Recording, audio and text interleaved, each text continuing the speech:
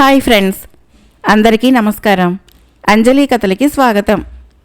మృత్యులోయ జానపద నవల 11వ భాగం విందాం. ఉడుంబు ఒక్క క్షణకాలము మౌనంగా ఊరుకొని, అవును దొరా, నేను ఆ బట్టు సంగతి ఎక్కడాపాను? వాడు ముసలాణ్ణి ఆ ముసలికి ఆహారంగా వేస్తానని బెదిరించి గుంట దగ్గరికి పోయి లోపలికి తొంగి చూసి చేతిలోని వంకర కర్రను ఆడిస్తూ, మకర మహాశయ, నువ్వు 2 నెలలుగా మనిషి మాంసం దొరకక చిక్కిపోతున్నావని తెలుసుకొని నాకు చాలా విచారం కలుగుతున్నది. ఎన్ని జంతువుల్ని తింటే మాత్రం లాభమేముంటుంది? మనిషి రక్త మాంసాలని చవి చూడనప్పుడు. ఏది, కొంచెం ఓపిక చేసుకొని ఒడ్డు మీదకిరా, ఎంతగా చిక్కిపోయావో చూస్తాను అన్నాడు. వెంటనే నీటి గుంటలో ముసలి కదిలిన సూచనగా పెద్ద ధ్వని అయింది.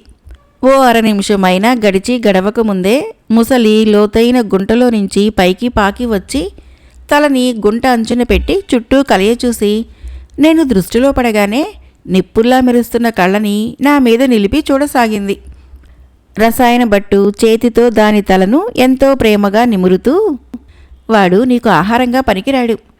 వాడింకో అరగంటలో పూర్తిగా వ్యాఘ్రంగా మారిపోయి చంద్రాస్తమానం అయ్యాకనే తిరిగి మనిషి రూపం పొందుతాడు.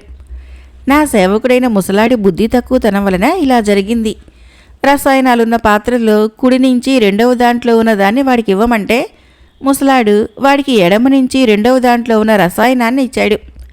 అది మనిషిని కానీ జంతువును కానీ పులిగా మార్చేందుకు నేను పరిశోధిస్తున్న రసాయనాల్లో ఒకటి. అది తాగిన వాణ్ణి తింటే నువ్వు కూడా వ్యాఘ్రమకరంగా మారిపోతావు అన్నాడు. 6 కాళ్ల ముసలికి మానవ భాష అర్థమవుతుందా అని అడిగాడు యశపాలుడు ఆశ్చర్యంగా. అలాంటి శక్తి దానికున్నట్లు లేదు దొరా అన్నాడు ఉడుంబు. ఆ బట్టు తన చాదస్తం కొద్దీ అలా మాట్లాడుతున్నట్లు నాకు కనపడింది. పెంపుడు పిల్లులతో కుక్కలతో ఆప్యాయత కొద్దీ పిల్లలు మాట్లాడుతుంటారే, అలా ఉంది వాడి మాటల ధోరణి. ముసలి మాత్రము నాకేసే ఆశగా చూస్తూ కళ్ళని మెరమెరలాడించసాగింది. రసాయన బట్టు అక్కడ ముసలిని బుజ్జగిస్తూ మరికొంతసేపు ఏదో మాట్లాడి వెనక్కి తిరిగిపోతూ నాకేసి చూసి భయకంపితుడై స్టానువులా నిలబడి ముసలాడితో, చూడు చూడు, వాడికి ఎలా పులికూరలు పులిగోళ్ళు వచ్చేసినాయో. నువ్వు చేసిన తెలివిగల పనేమిటంటే ముందుగా వాడిని రాతి స్తంభానికి తాడుతో బిగించి కట్టడం. లేకపోతే వాడి పాటికి నిన్ను నన్ను కూడా గొంతులు కొరికి చంపి వేడి రక్తం జుర్రుకొని ఉండేవాడు అన్నాడు. వేడి రక్తము, గొంతులు కొరకటము అన్న మాటలు వింటూనే నా శరీరమంతా ఒక్కసారిగా భగ్గుమని మండినట్లయింది. తలమీది మాడు పెంకులు ఫెట్టిమని పగిలిపోయిన భ్రమ కలిగింది. నేను ఉడుంబును కాదు, మనిషిని కాదు, పులిని, పెద్ద పులిని అన్న భావాలు నాతో కదలులాడినాయి. నేను శరీరానికి కట్టిన కట్లను తెంచుకునేందుకు పెద్దగా గర్జిస్తూ పెనుగులాడసాగాను. నావి మామూలు మనిషి కేకలు కాదు, పులి గాండ్రింపులు. అంత భయంకరమైన 6 కాళ్ల ముసలి కూడా చప్పున గుంట అంచు మీద నుంచి తలను క్రిందకి లాక్కొని మధ్య తలను బయటికి పెట్టి బిత్తర చూపులతో నాకేసి చూడసాగింది. ఆ తర్వాత రసాయన బట్టు ముసలాడితో అన్న మాటలేవి నాకు అర్థం కాలేదు. బహుశా నేను అప్పటికి మనిషిగా కాక పులిగా మారిపోయి ఉండుంటాను. బట్టు ముసలాడిని నాకేసి నెడుతూ ఉండటమో, ముసలాడు వాడికి దండం పెడుతూ కాళ్ళ వేళ్ళ పడుతూ ఉండటము మాత్రము నాకు తెలుస్తున్నది. ఆకలి, ఆ మనిషి నాకు అందుబాటులోకి వస్తే ఎంత బాగుండును. మెడకూరికి రక్తం తాగి మాంసము కండలు చీల్చి తిందును కదా అనుకుంటున్నాను పులిగా మారిపోయిన నేను. కొద్దిసేపటికల్లా బట్టు ముసలాడు అక్కడి నుంచి వెళ్ళిపోయారు.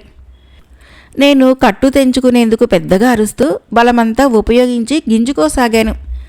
హఠాత్తుగా నా చేతుల్లో ఒకదాన్ని బలంగా బిగించి ఉన్న తాడు ఫెటీమంటూ తెగిపోయి ఆ చేతిని నా ఇష్టం వచ్చినట్లు తిప్పటానికి వీలు కలిగింది. ఇంకేం, నేను వెంటనే నా పొడవాటి గోళ్ళని కూరలను ఉపయోగించి క్షణాల మీద కట్లు విప్పుకుని రాతి స్తంభం చెర నుంచి బయటపడ్డాను. ఆ క్షణంలో నాకు అక్కడి నుంచి పారిపోవాలని కాక ముందుగా ఏ మనిషినో చంపి తిని ఆకలి తీర్చుకోవాలన్న కోరిక కలిగింది. ఇక నేను బయలుదేరి శిథిలావస్థలో ఉన్న ఆ ఇంటిలోని అన్ని ప్రాంతాలు తిరగసాగాను. నా ముక్కు పుటాలకి ఎక్కడి నుంచో వస్తున్న మనిషి వాసన ఘాటుగా తగులుతున్నది. ఆ వాసన ఏ గదిలో నుంచి వస్తున్నదో సరిగ్గా తెలియక ప్రతి గది తెలుపును తెరిచేందుకు గట్టిగా బలం కొద్దీ బాదుతూ నెట్టసాగాను. 1-2 గదులు తలుపులు తెరుచుకున్నాయి. కానీ అందులో మనుషులు లేరు. జంతు చర్మాలు, ఎండిన మాంసాలు, ఏవో చెట్ల ఆకులు, వేళ్ళు గుట్టలు గుట్టలుగా పడి ఉన్నాయి.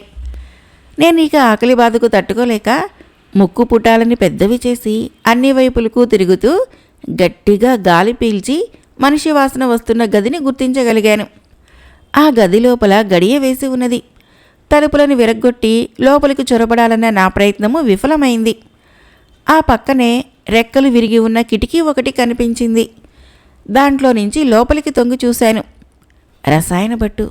అప్పట్లో నాకు వాడు ఆహారంగా ఉపయోగించే మనిషి అని తప్ప నా ఈ దుస్థితికి కారణమైన రసాయన భట్టు అన్న జ్ఞానమే లేదు. వాడు కిటికీ దగ్గర నన్ను చూస్తూనే గడగడా వణికిపోతూ చేతిలోని వంకర కర్రను గిరిగిరా తిప్పుతూ ఏవో మంత్రాలు చదువుతూ గదంతా గిరికీలు కొడుతూ తిరుగుతున్నాడు. కిటికీకి అడ్డంగా ఉన్న కర్రలు విరగ్గొట్టి లోపలికి పోవాలని చూశాను. కానీ అది సాధ్యం కాలేదు. నేను కోపంతో పెద్దగా గాండ్రిస్తూ ఇంటిలోని అన్ని మూలలు మరొకసారి తిరిగి 6 కాళ్ల ముసలి ఉన్న గుంట దగ్గరికి వచ్చి లోపలికి తొంగి చూశాను. ముసలి నన్ను చూస్తూనే తోకతో నీటిని బలంగా 1-2 సార్లు కొట్టి నిప్పులు చెలరేగే కళ్ళతో గబగబా బలిలా నిలువుగా ఉన్న గుంట గోడ మీద నుంచి పాకుతూ పైకి రాసాగింది. బహుశా అది నాలాగనే బాగా ఆకలిగొని ఎంత సాహసానికైనా తయారైతున్నదనుకుంటాను. నాకు ఒక్క క్షణకాలము అక్కడి నుంచి దూరంగా పారిపోవాలనిపించింది.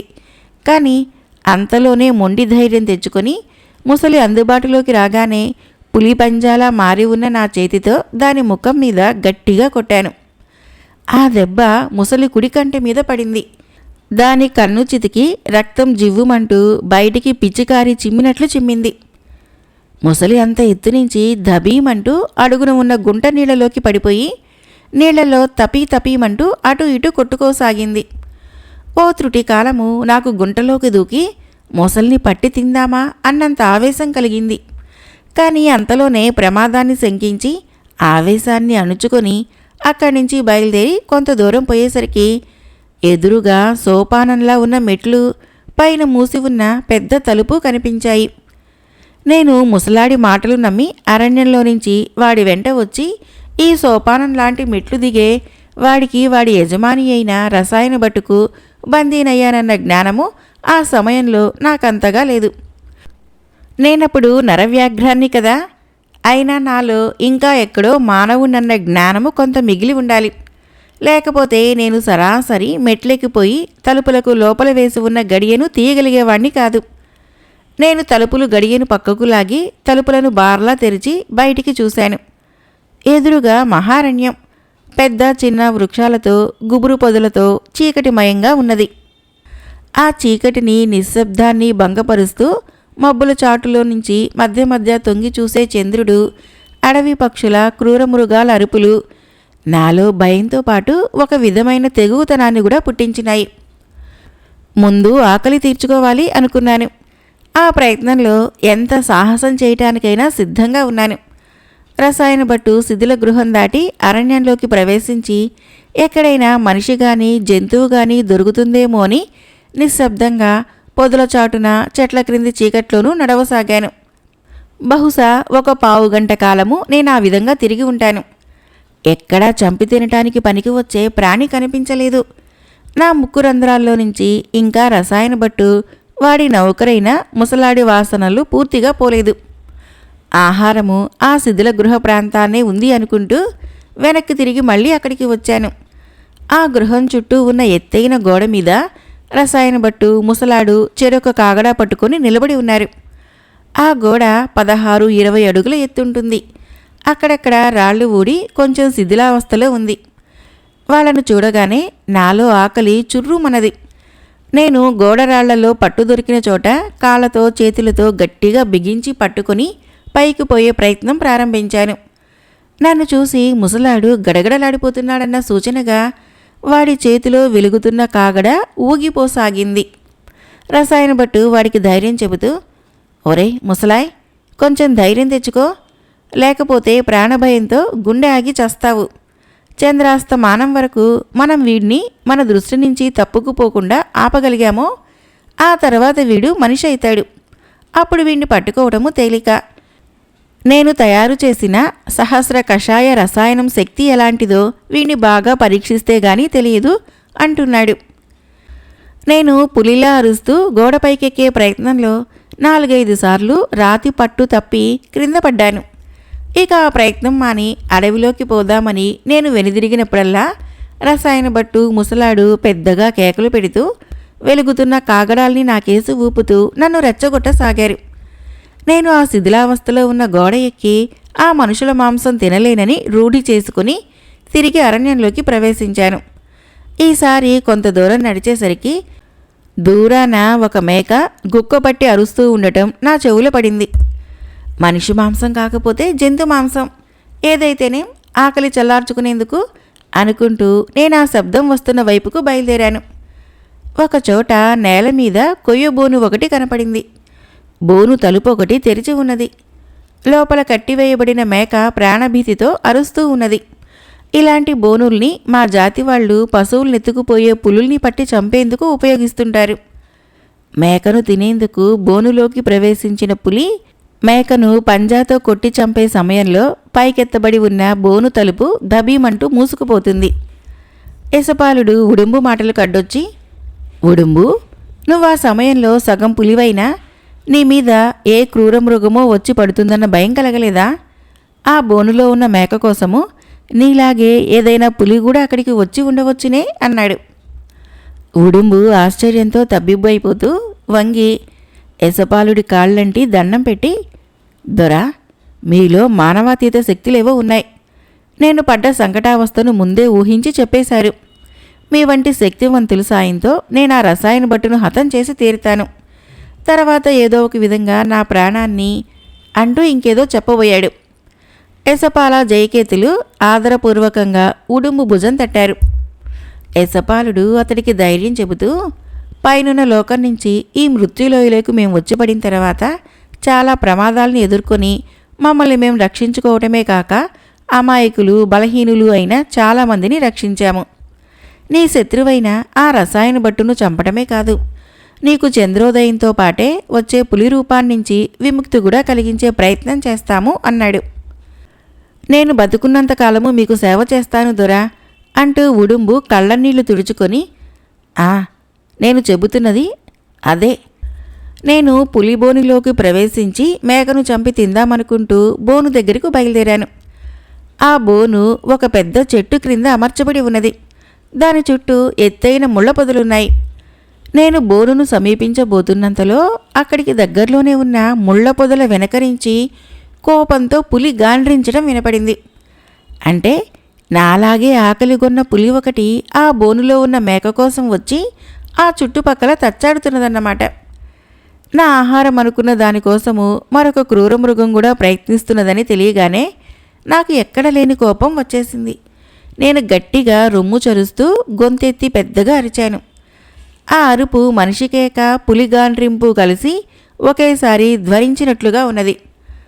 పొదల వెనక దాగి ఉన్న పులి నా కేక విని బెదిరి పారిపోక నా మీదకి కాలు దువ్వుతున్నట్లు పెద్దగా గాండ్రించింది. నేను ఆ ధ్వని వచ్చిన దిక్కుకేసి పరీక్షగా చూశాను. అన్నీ పొదలు. వాటి క్రింద ఉన్న చీకటిలో పులి ఎక్కడ దాగి ఉన్నదో నాకు కనిపించలేదు. ముందుగా పులిని వెతికి చంపి తర్వాత మేకను చంపుకు తినటమా, లేక మేకను చంపి తిన్న తర్వాత పులిని వేటాడటమా అన్న సంశయంలో ఒక క్షణం పడి ముందు ఆకలి తీర్చుకుంటే తప్ప బతకలేననుకుంటూ ఒక్క ఎగురున పోయి బోనులో చొరబడ్డాను అని ఆగాడు ఉడుంబు. ఆకలి రుచెరగదంటారు మా వాళ్ళు, కానీ నీ ఆకలి ప్రాణభయం కూడా ఎరగదనుకోవాలి అంటూ జయకేతుడు నవ్వాడు. వామననగర యువరాజు ఉడుంబు సాహసానికి నివ్వెరిపోతూ అతడికేసి కళ్ళింత చేసి చూడసాగాడు. అవును దొరా, నాది నరుడి ఆకలి కాదు, నరవ్యాఘ్రం ఆకలి. నేను బోనులోకి పోయి నా పంజా దెబ్బతో మేకను కట్టివేసి ఉన్న తాడుని తెంచి మేక గొంతు పట్టుకుపోయేంతటిలో బోను ముందుకు గాండ్రిస్తూ పెద్ద పులి వచ్చింది. నేను చప్పున మేకను వదిలి దాని మీదకి లంఘించాను. పులికోరలు గోళ్ళు వాడి అయినవే. ఆ సమయంలో నరవ్యాఘ్రంగా మారిన నా కూరలు గోళ్ళు కూడా వాడి అయినవే. నేను మోచేతులతో మోకాళ్లతో పులిని కుమ్ముతూ నా గొంతు పట్టుకునేందుకు చాచిన దాని తల మీద గట్టిగా ఒక పోటు పొడిచి అది దిమ్మెరపోయి తిరిగి కలబడే సమయాన దాని ముందు కాళ్ళు రెండూ బలంగా పట్టుకొని ఒక దాని మీద ఒకటి తాడులా మెలిపెట్టే ప్రయత్నం చేస్తూ శక్తంతా ఉపయోగించి గుప్పెటతో గట్టిగా కొట్టాను. పులి ముందు కాళ్ళు రెండు టపీమంటూ విరిగిపోయినాయి. పులి క్రిందపడి పారిపోయే ప్రయత్నం చేసింది గాని ముందు కాళ్ళు రెండు విరిగిపోవటం చేత లేవలేక నేల మీద పడి అరుస్తూ వెనక కాళ్ళ మీద లేచి నిలబడి ముందుకు పోబోయి బొక్కబోర్లా పడసాగింది. ఇలాంటి వింత దృశ్యం చూడటం నాకేనాడు పడలేదు. ఉడుంబు కానీ తర్వాత ఏం జరిగింది అన్నాడు యేసపాలుడు. నేను ఆ సమయంలో నరవ్యాగ్రంగా మారి ఉన్నానేమో. అప్పటి ఆకలి బాధలో నేను చేసింది గొప్ప సాహసకృత్యం అన్న ఆలోచనే నాకు కలగలేదు. దొరా, నేను కాళ్ళిరిగిన పులి సంగతి తర్వాత చూడవచ్చునని బోనులో ఉన్న మేక కోసం అక్కడికి వెళ్ళాను. అక్కడ మేక లేదు. నేను దాన్ని కట్టి ఉంచిన తాడు తెగగొట్టి పులితో పోరు ప్రారంభించగానే అది బతుకు జీవుడా అనుకుంటూ అరణ్యంలోకి పారిపోయి ఉంటుంది. నోటి దగ్గరి ఆహారము అలా మాయం కావటంతో నాలో ఎక్కడ లేని రౌద్రం పుట్టుకొచ్చింది. నేను చేతులెత్తి ఆకాశంలోని చంద్రుడికేసి చూస్తూ పెద్దగా నోరు తెరిచి అరణ్యం ప్రతిధ్వనించేలా అరిచాను. ఆ అరుపు నాకే కర్ణ కఠోరంగా ఉంది. ఆ సమయంలో నేను గ్రహించలేదు. కానీ నేనలా అరవగానే పైన ఉన్న చెట్ల కొమ్మల్లో ఏదో మనుషులు మాట్లాడుకుంటున్నట్లు గుసగుస ధ్వని అయింది. నేను చుట్టూ ఓ మారు కలయి చూశాను. చీకటి, చెట్లు, ముళ్ల పొదలు తప్ప కదిలే ప్రాణి ఏదీ కనిపించలేదు. పులి మాత్రము ఇంకా గాండ్రిస్తూనే నా నుంచి పారిపోయేందుకు వెనక కాళ్ళ మీద లేచిపడుతూ నేల మీద దేకుతున్నది. నేను ఆకలి ఆకలి అంటూ ఒక అరుపు అరిచి వెళ్ళి పులి మీద పడి దాని గొంతు పట్టుకొని రక్తం తాగబోయాను. పులి నన్ను విదిలించి వేసింది. కానీ అప్పుడు దానికి పంజాలతో కొట్టే శక్తి లేదు. నేను మళ్ళీ మళ్ళీ దాని మీద పడి దూకుతూ కండలు పీకుతూ నెత్తురు తాగసాగాను. ఆ సమయంలో నాకు అక్కడికి దగ్గరలోనే మనుషుల మాటలు వినిపించాయి. తలెత్తి చూశాను. ఈటలు పట్టుకున్న నా జాతి వాళ్లే అయినా నలుగురు మనుషులు భయపడుతూ కొంచెం దూరంలో నిలబడి, ఒరే, నువ్వు ఉడుంబువు కాదా? ఆ మధ్య అడవిలో తప్పిపోయిన వాడివి అన్నారు. నాకు వాళ్ళు మనుషులని తెలుస్తున్నది. కానీ వాళ్ళు నా ఆహారాన్ని ఎత్తుకుపోవటానికి వచ్చారేమో అన్న భయము, కోపము వాటన్నిటినీ మించి నన్ను ఉన్మాదుణ్ణి చేసినాయి. నువ్వు ఆ సమయంలో చేస్తున్న పనే ఉన్మాదానికి మించిన ఉన్మాదము. బతికి ఉన్న పులిని పీకు తినటం అనేది ఎక్కడైనా జరిగి ఉంటుందా? ఏనాడైనా విన్నామా అన్నాడు యేసపాలుడు. అలాంటిది జరిగిందని విన్నా నమ్మటం కష్టం అంటూ జయకేతుడు పెద్దగా నవ్వాడు. వామననగర యువరాజు ఉడుంబు కేసు భయం భయంగా చూస్తూ, దొరల్లారా, మా పాత వామనగరాన్ని ఆక్రమించుకున్న నరవానరాలు బ్రతికి ఉన్న ప్రాణుల్నే చీల్చుకొని తినటము నేను చూశాను అన్నాడు. అసలు వానరాలు శాకాహారులు. నువ్వు చెప్పేవి నరవానరాలు గనక అవి మాంసాహారులై అంత క్రూరంగా ప్రవర్తించడంలో ఆశ్చర్యం లేదు అన్నాడు యేసపాలుడు. అంతే దొరా, నేను పెద్ద పులిని పీకు తినే సమయాన నరవ్యాఘ్రాన్ని గదా అన్నాడు ఉడుంబు. మా జాతి వాళ్ళ సంగతి చెబుతున్నా గదా. వాళ్ళు నలుగురు ఆ సమయాన అక్కడున్న కారణము పులిని పట్టేందుకు పెట్టిన బోను. కానీ నరవ్యాగ్రంగా ఉన్న నేను ఆ సమయంలో ఆ కొద్దిపాటి సత్యాన్ని కూడా ఆకలింపు చేసుకునే స్థితిలో లేను. నేను లేచి నిలబడి వాళ్ళ కేసు గుడ్లు రుముతూ చూశాను. పులి రూపంలో ఉన్న 2 కాళ్ల జీవి అలా గుడ్లు రుముతూ ఉంటే ఎంత భయంకరంగా ఉంటుందో వేరే చెప్పనవసరం లేదు కదా. పైగా గుడ్డి వెన్నెల, చీకటి, ముళ్ళ పొదలు నా కాళ్ళ దగ్గర కొన ఊపిరితో గాండ్రిస్తూ గిలగిలా కొట్టుకుంటున్న పెద్ద పులి. నేను లేచి కోపంగా చూడగానే ఆ నలుగురిలో 2 చేతుల్లోని ఈటెల్ని నాకేసి గురిచేసి, ఒరే, వీడు మన గూడెంవాడే, ఉడుంబే, సందేహం లేదు. కానీ ఏ కారణం వలనో పులిగా మారిపోయాడు. పులిని ప్రాణాలతో పీకు తింటున్నట్లున్నాడు. వాడు దొరికితే మనల్ని వదులుతాడా? నోట్లో ఆ పొడవాటి కూరలు చూడండి, వాడి గోళ్ళు చూడండి అన్నారు. వాళ్ళు నాకేసి ఈటెలు గురి చేయటము నాకు చాలా కోపం తెప్పించింది. క్రూర మృగానికి ప్రాణభయం ఎక్కువనుకుంటాను దొరా అని ఆగాడు ఉడుంబు. ఆ మాట నిజం. మనిషి కనబడితే ఎంతెంత క్రూర మృగాలు దారి తొలగిపోవటం మనం చూడటం లేదు. తనకు ప్రమాదం రానున్నదనుకుంటే తప్ప ఎలాంటి క్రూర మృగమైనా మనిషి మీదకి రాదు అన్నాడు యేసపాలుడు. నేను ఆ సమయంలో మనిషి స్వభావం కన్నా క్రూరమృగ స్వభావం ఎక్కువ గల వాడినై ఉండాలి. నా జాతి వాళ్ళు నలుగురికేసి కూరలు చాచి చేతులతో ఎదుర్రొమ్ము చెరుచుకుంటూ గట్టిగా కేక పెట్టాను. నేనలా చేయగానే నలుగురిలో ఒకడు గడగడ వణికిపోతూ, ఇప్పుడు వీడు ఉడుంబు కాదు, పులి, మనల్ని ప్రాణాలతో పోనివ్వడు, వచ్చి మీద పడకముందే ఈటలతో పొడుద్దాము అన్నాడు. ఆ మాట వింటూనే నేను కోపంతో బగ్గుమని భయంకరంగా అరుస్తూ వాళ్ళకేసి దూకాను. నలుగురిలో ఇద్దరు చప్పును వెనుదిరిగి పారిపోసాగారు. కానీ మిగతా ఇద్దరు నా మీదకి ఈటల్ని విసిరి పారిపోవాలని చూశారు. వాళ్ళు విసిరిన ఈటల్లో ఒకటి నా భుజాన్ని రాసుకుంటూ పోవటంతో నాకు బాధ, దాని వెంట ఎక్కడ లేని కోపము కలిగాయి. నేను దూకుతూ పోయి ఆ ఈటలు విరిసిన వాడిల్లో ఒకడిని అందుకొని పంజాతో గట్టిగా కొట్టాను. ఆ దెబ్బ వాడి ముచ్చిలి గుంట దగ్గర నుంచి నడుము వరకు చీరుకుపోయేలా తగిలింది. రక్తము బయటకు చిమ్మింది. గుడ్డి వెన్నెల కాంతిలో ఎర్రని వేడి రక్తము మిలమిలా మెరవగానే నా కళ్ళు బైర్లు కమ్మాయి, ముక్కుపుటాలు అదిరాయి, గొంతు తడారిపోయింది. ఒక్క క్షణకాలము వాడికేసి కళ్ళార్పకుండా చూశాను. ఆకలి బగ్గుమనది. తలలో ఏదో నరము ఒకటి ఫిటీమంటూ పేలిపోయినట్లయింది. చప్పున వంగి నా వాడి కూరలతో వాడి మెడ పట్టుకున్నాను. వాడు నా జాతివాడు, నా గూడెంవాడు అంటూ ఉడుంబు దుఃఖం ఆపుకోలేక బావురుమన్నాడు. ఎసపాల జయకేతులు ఉడుంబును సముదాయిస్తూ, ఉడుంబు, ఆ సమయంలో నువ్వు మనిషివి కావు, నరవ్యాఘ్రానివి. ఆ జరిగిపోయిన ఘోరానికి బాధ్యుడు ఆ రసాయన భట్టు. వాణ్ణి హతమార్చే ముందు వాడి నౌకరు ముసలాడు పొరపాటున నీ చేత తాగించిన సహస్ర కషాయ రసాయనానికి విరుగుడు తెలుసుకోవాలి అన్నాడు. అవును దొరలారా, సాధ్యమైతే అలాగే చేయండి, లేకపోతే నేను వాణ్ణి చంపి ఏ కొండ మీద నుంచో దూకి ప్రాణాలు విడుస్తాను. నేను అరణ్యంలో మా జాతి వాణ్ణి ఒకణ్ణి చంపిన తర్వాత మరిద్దరిని కూడా పొట్టన పెట్టుకున్నాను.